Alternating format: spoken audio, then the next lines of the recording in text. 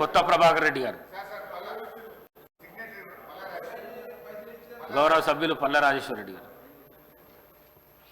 అధ్యక్ష, పంచాయతీరాజ్ బలోపేతం చేసింది కాంగ్రెస్ పార్టీ అని చెప్పేసి చాలాసార్లు కూడా ముఖ్యమంత్రి గారు మంత్రులు చెప్తుంటారు. ఇవాళ మేమందరం కూడా సర్పంచులకు చేయట్లేదని చెప్పేసి చివరి సంవత్సరంలో 2023 సంవత్సరంలో అనేక సర్పంచులను హైదరాబాద్ తీసుకొచ్చేసి మొత్తం కూడా చేసింది ఆనాటి కాంగ్రెస్ ప్రభుత్వం. మేమందరం కూడా నిజంగానే అనుకున్నాం, రాగానే వాళ్ళందరికీ ఏదో మద్దతుగా ఉండి చేస్తారు కదా అని చెప్పేసి. అధ్యక్ష, మా జనగామ నియోజకవర్గంలో 8 మండలాల్లో 127 గ్రామాల్లో ప్రతి సర్పంచ్కి దరిదాపుగా మొత్తం కలిస్తే ఇలా 45 కోట్ల రూపాయల బిల్లులు పెండింగ్ ఉన్నాయి. అధ్యక్ష, ఈ 12 నెలల కాలంలో ఒక్క రూపాయి కూడా రాలే.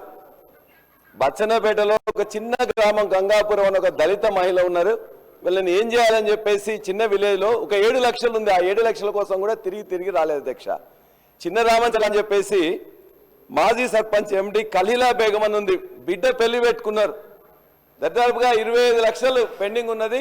మొత్తం కూడా వాళ్ళ ఇంట్లో ఉన్న బంగారంగా అది కూడా పెట్టుకున్నారు, కుదవబెట్టడానికి ఇలా లేని పరిస్థితి.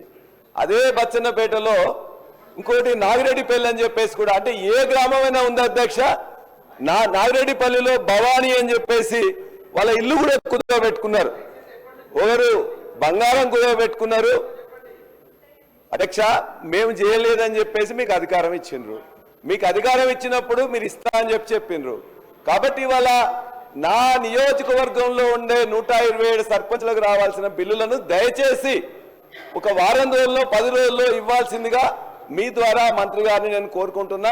వాళ్ళ ఇంట్లో పెళ్లిళ్ళకు కానీ మిగతా కార్యక్రమాలు కానీ ఇలా చేసే పరిస్థితి లేదు. అందరూ కూడా సగం మంది మహిళా ప్రతినిధులు ఉన్నారు, అందరూ కూడా పేదవాళ్లే, మధ్యతరగతి తక్కువ ఉన్న వాళ్ళ. అధ్యక్ష, రెండోది వారు సార్ చెప్పారు, ఈ బిల్లుల కోసం మిగతా వాళ్ళందరూ కూడా ఇలా సెక్రటరీకి లేకపోతే మిగతా దగ్గర పిలిపిస్తే 4 గంటలకే వచ్చి అరెస్ట్ చేస్తున్నారు. అధ్యక్ష, ఇప్పటికి 4 సార్లు 5 సార్లు కూడా వాళ్ళందరినీ మహిళల్ని పొద్దున 4 గంటల వాళ్ళకి కల్లాపు చల్దామని చెప్పేసి అంటే పోలీసు వాళ్ళు ఆనాడు రజాకారులకు ఆ సమయంలో కూడా ఇంత యొక్క నిర్బంధం లేదు. అధ్యక్ష, మహిళా పోలీసులు లేకుండా మహిళా మాజీ సర్పంచ్లని ఇవాళ అసెంబ్లీ ఉందంటే అధ్యక్ష, అంతకంటే ముందు రోజు అరెస్ట్ చేసి లోపల పెడుతున్నారు.